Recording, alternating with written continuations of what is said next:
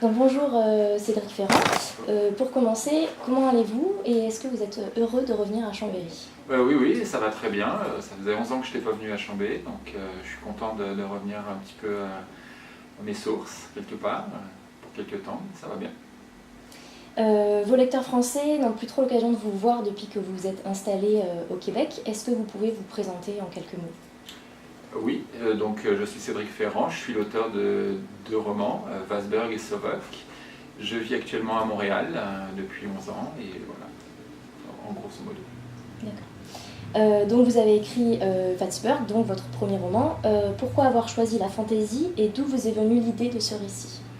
La fantaisie, c'était par facilité quelque part. Je viens du milieu du jeu de rôle, donc c'est un univers, un abécédaire que je connais bien. Donc c'était mon univers le plus facile pour jouer avec, je dirais.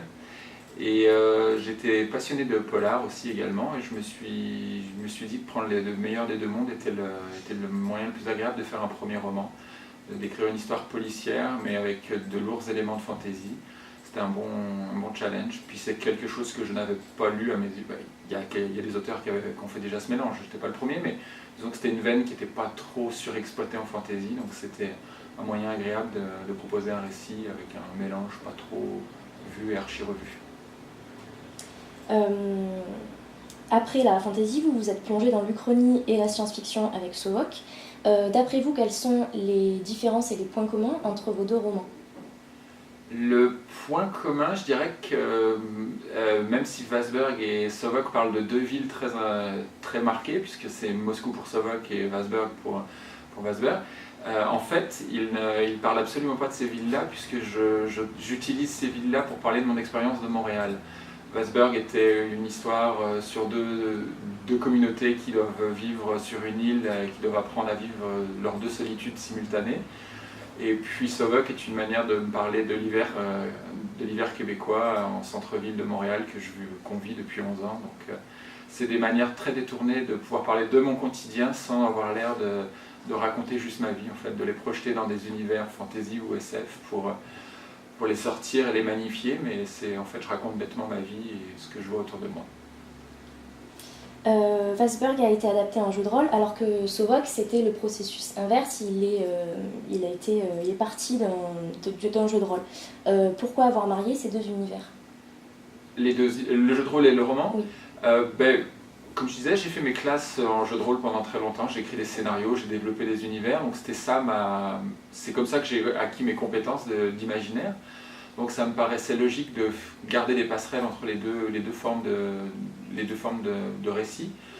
On ne raconte pas les choses de la même manière en jeu de rôle et en roman, évidemment, mais ça continue l'un continue de marier l'autre, et réciproquement. Donc je suis content de pouvoir, malgré tout, continuer à faire exister les univers sous les deux formats. Ce n'est pas une obligation, je ne ferai pas systématiquement du jeu de rôle avec mes romans, et puis le prochain d'ailleurs a absolument rien à voir avec mes expériences de jeu, mais d'un autre côté, c'est naturel pour moi.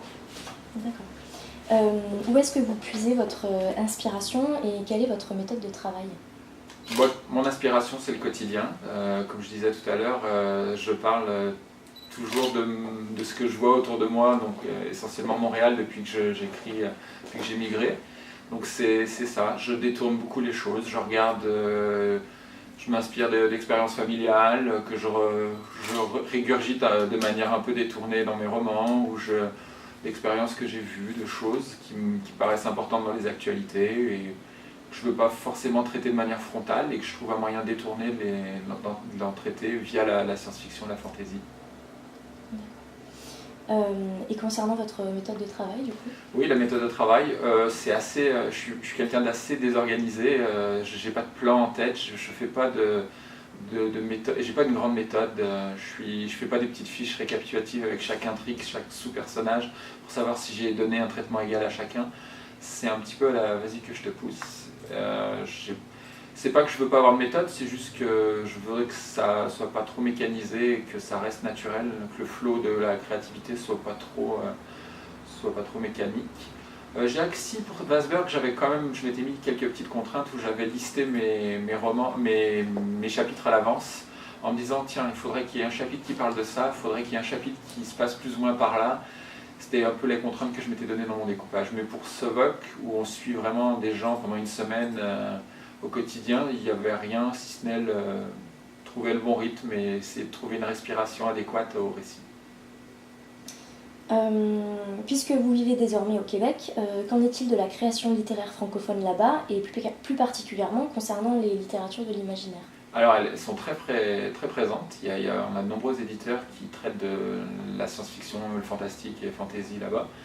Je vais être franc, je ne lis pas beaucoup de littérature fantastique québécoise, je lis de la littérature québécoise mais pas nécessairement de la fantasy, pas par snobisme ni rien, elle est d'excellente qualité, c'est juste que traditionnellement mes liens avec les auteurs ou les éditeurs que j'ai sont plutôt de français de France, donc c'est plus vers cette littérature-là que j'ai l'habitude de lire, mais je sais, pour en être témoin dans les librairies et voir les lecteurs, qu'elle est très vivace. C'est indéniable quelqu'un comme Anne Robillard qui est lu, qui publie des millions d'exemplaires, et quelqu'un d'indétrônable. On a d'autres auteurs vraiment très forts. Je pense à quelqu'un comme Perry, je ne me rappelle plus son nom, mais qui écrit des romans sur les loups-garous, qui a développé tout un univers médiéval fantastique aussi, qui s'est décliné en de nombreux tomes. C'est quelqu'un qu'on voit à la télé, qui est invité à des grosses émissions comme Tout le monde en parle, la version québécoise de l'émission. Donc c'est très présent c'est quand même présent dans les médias, c'est pas omniprésent évidemment, mais il y a quand même une présence active. D'accord. Dans une précédente interview avec ActuSF, vous nous parliez d'un prochain roman autour de Montréal. Est-ce que ce projet est toujours d'actualité et est-ce que vous pouvez nous en dire un petit peu plus? Oui, il est toujours d'actualité. Il est actuellement les mains d'un directeur qui relit mon roman et qui me fait des commentaires intéressants pour que je l'améliore. Ça s'appelle Si le diable le permet. Ça se déroule en 1930 à Montréal et c'est une histoire que je qualifie de pulp Lovecraftien, dans le sens où c'est un grand héros au menton carré et qui se défend avec les poings et qui est confronté à des mystères tentaculaires et mystérieux comme on l'imagine quand on parle sans Lovecraft, mais c'est beaucoup moins glauque et beaucoup moins avec des créatures interdimensionnelles qui amènent la folie sur Terre, mais c'est ce genre de choses, d'atmosphère. Est-ce que vous avez d'autres projets en cours ou en préparation? Non, pour l'instant, j'avoue que ce roman-là accapare toute mon attention. Je veux vraiment travailler jusqu'à ce qu'il soit parfait, en collaboration avec les moutons. Donc non, pour l'instant, je ne vois pas plus loin que cette sortie ici, qui devrait avoir lieu en mai 2017. D'accord. Une petite question bonus. Est-ce que vous avez lu le roman de votre ami Jean-Laurent Del Socorro, Royaume de vent et de colère? Effectivement, je l'ai lu. Et si oui, du coup, qu'est-ce que vous en avez pensé? Mais j'ai adoré la plume de Jean-Laurent, évidemment. C'est un ami depuis de longue date, qui, je le savais, avait des velléités littéraires depuis longtemps et qui est allé progressivement, en commençant par la nouvelle, puis ensuite en accédant au roman. Et je suis vraiment content qu'il ait percé de cette manière-là, parce que c'est un roman qui a été unanimement salué, et à juste titre, je pense. C'est vraiment un excellent premier roman, et je suis vraiment content de le voir réussir ainsi. D'accord. Eh bien, nous vous remercions, en tout cas, de nous avoir accordé cette interview. C'est moi qui vous remercie.